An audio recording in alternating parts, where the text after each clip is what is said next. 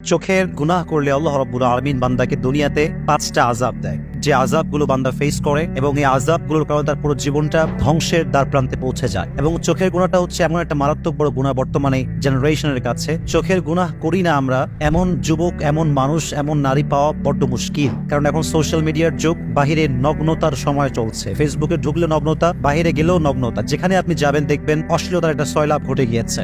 যদি আপনি চোখের গুনাহ করেন, like you watch pornography and you watch blue films or Hindi সিনেমা, আপনি চোখের গুনাহ করছেন, চোখের পাপ করছেন। আপনি যদি ব্লু ফিল্ম দেখেন, অশ্লীল ভিডিও দেখেন, খারাপ কোনো বাজে জিনিস দেখেন যেটা ইসলাম নিষেধ করেছে, আপনার জীবনের সর্বপ্রথম যে আযাব আপনি ফেস করবেন সেটা হচ্ছে there will be no barakah in your রিজিক। আপনার জীবনের যে রিজিক আছে, আয়ের যে বরকত আছে, যে সোর্স আছে, এখানে আপনি বরকত খুঁজে পাবেন না। মনে রাখবেন, বরকত মানে হচ্ছে টাকা আমার ইনকাম কম হতে পারে, বাট এটা লং লাস্ট হবে, এটার একটা বরকত থাকবে, এটার একটা সৌন্দর্য থাকবে। অনেকে দেখবেন 10 লাখ টাকা ইনকাম করে, বাট 10 দিনে শেষ হয়ে যায়। অনেকে 10,000 টাকা ইনকাম করে, বাট মাস শেষে সেভিং থাকে, সেভিংস করতে পারে তারা। তাহলে বোঝা গেল 10 লাখ টাকা যদি বরকত না থাকে তার কোনো দাম নাই, বাট 10,000 টাকা যদি বরকত থাকে এটার দাম আছে না নাই?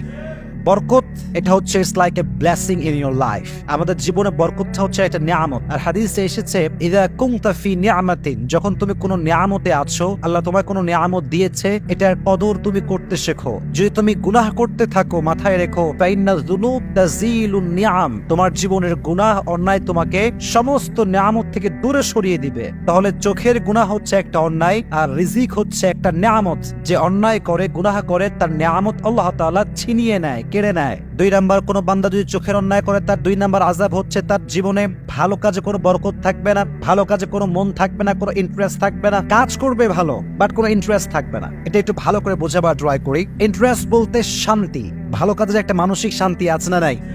আচ্ছা, মনে করেন আপনার বয়স যখন মাত্র 7-8, তখন দেখবেন, খেয়াল করবেন যে বাচ্চারা খুব দৌড়ে দৌড়ে মক্তবে যায়, সিবারা পড়তে চায়, আলিফ বাতা খুব শখ করে পড়ে, সূরা মুখস্থ করলে সবাইকে শোনায় বেড়ায়। কারণ তার জীবনে কোনো গুনাহ আজ পর্যন্ত সে করে নাই, তাই তার ভালো কাজে একটা মনোযোগ আছে। এই যে ছোট্ট বাচ্চারা হাফেজ হয়ে যায় অল্প বয়সে, কেন? তাদের ভেতরে একটা কাজের শান্তি আছে, আল্লাহ নিয়ামতটা দিয়েছে। কেন? সে এখনো চোখের গুনাহ বোঝে না, হাতের গুনাহ বোঝে না, কোনো গুনাহ সে বোঝে না, তাই তার ভালো কাজে একটা বরকত আছে না নাই?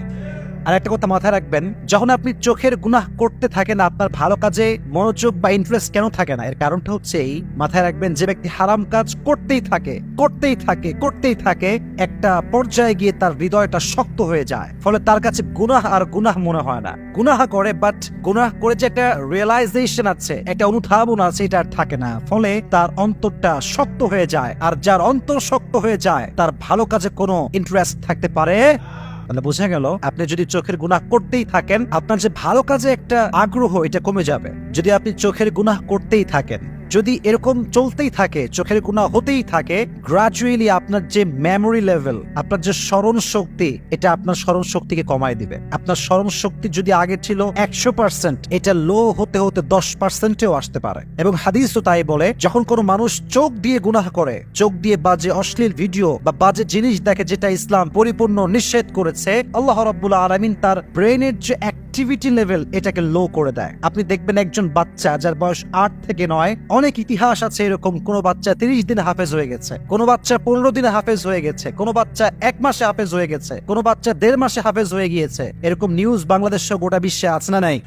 কারণ তার চোখের গুনাহ নাই, তার ব্রেনের অ্যাক্টিভিটি লেভেল হচ্ছে খুবই হাই, সে একবার পড়লেই মুখস্থ হয়ে যায়। দেখবেন যাদের বয়স বাড়তে শুরু করে, গুনাহ বাড়তে শুরু করে, আর যত গুনাহ বাড়তে শুরু করে, দেখবেন স্মরণ শক্তি কমে আসে। অনেকে বলে, হুজুর আমি পড়ি, বাট মনে থাকে না। হলে যাওয়ার আগে অনেক পড়েছি, এক্সাম হলে যাওয়ার আগে, বাট হলে গিয়ে ভুলে গেছি। কেন ভুলে গেছে? ইটস বিকজ চোখের গুনাহ। চোখের গুনাহ যে যত বেশি করে, তার ব্রেন শক্তি তত বেশি কমে আসে। আল্লাহ রাব্বুল আলামিন সবাইকে চোখের গুনাহ থেকে হেফাজত করুক, সকলেই পড়না আমিন।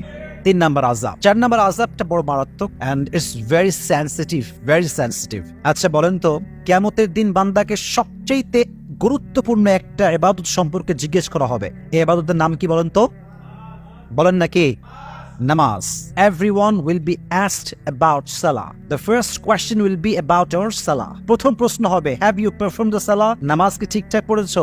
This will be the first question in the day of judgment. কিয়ামতের কঠিন ময়দানে প্রথম কোয়েশ্চেন বা প্রথম প্রশ্ন হবে নামাজ সম্পর্কে। হাদিসে এসেছে যে ব্যক্তি চোখের গুনাহ করতেই থাকে, আল্লাহ রাব্বুল আলামিন তার নামাজে যে মনোযোগটা ছিল এই নামাজে মনোযোগটা কেড়ে নেয়। নামাজে আর তার কোনো মনোযোগ থাকে না।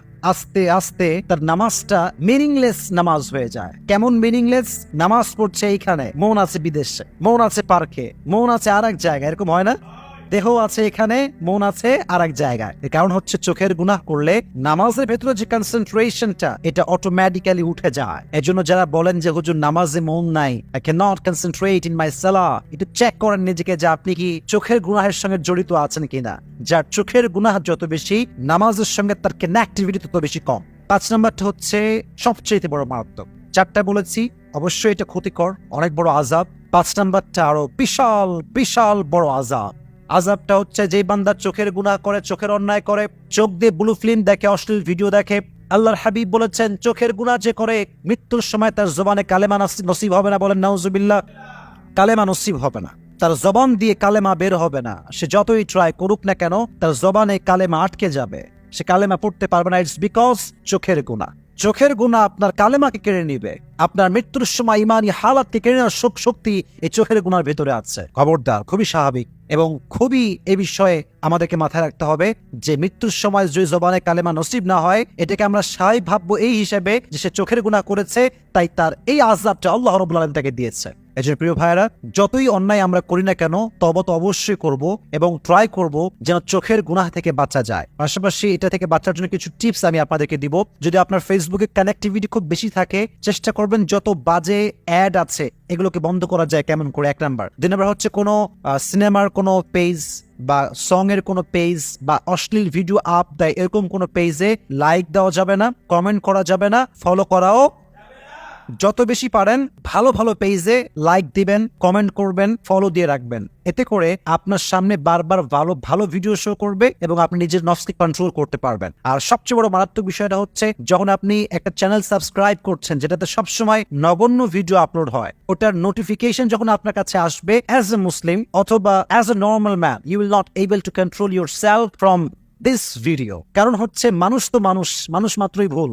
যখন নোটিফিকেশন চলে আসবে আপনার মন চাইবে একটু দেখি, তো এই ভিডিও থেকে আপনি নিজেকে বাঁচাতে পারবেন না। এজন্য ট্রাই করবেন সমস্ত বাজে চ্যানেল, বাজে পেজ এগুলোর থেকে নিজেকে দূরে রাখবেন। পারলে ব্লক করে দিবেন একদম সোজা। দেখবেন যে আস্তে আস্তে আস্তে আস্তে আপনার চোখের গুনাহের সংখ্যাটা কমে আসবে। আর যত এটা কমবে আপনি রিজিকে বরকত পাবেন, নামাজে মনোযোগ পাবেন, আপনার জীবনে আল্লাহ ব্লেসিং দিবে। পাশাপাশি মৃত্যুর সময় আপনার জবানে কালেমা নসিব হবে এবং পাশাপাশি আপনার প্রত্যেকটা ভালো কাজের মধ্যে আপনার মনোযোগ বাড়ায় দিবে। একজন আওয়াজ দিয়ে বলেন তিনি কে? তাহলে আমরা 5টা আযাব জেনেছি, আমরা রিপিট করছি, দেন আমরা শেষ করব।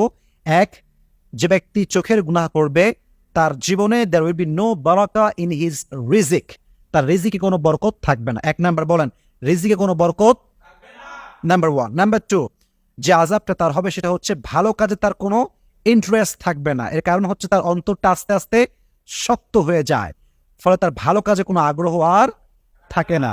3 নাম্বার হচ্ছে তার স্মরণ শক্তি কমে আসে, দিন দিন তার স্মরণ শক্তি যা ছিল এটা পার্সেন্টেজ কমে যায়। 4 নাম্বারটা হচ্ছে তার ইবাদত, সবচেয়ে গুরুত্বপূর্ণ ইবাদত নামাজ তার কোনো মনোযোগ থাকে না। এবং সর্বশেষ হচ্ছে যে চোখের পাপ করতে থাকে, অন্যায় করতে থাকে, আল্লাহ রাব্বুল আলামিন তার জবান থেকে মৃত্যুর সময় কালেমাকে কেড়ে নেয়। আল্লাহ রাব্বুল আলামিন সবাইকে এই চোখের গুনাহ থেকে হেফাজত করুক, সকলেই পড়ে আমিন।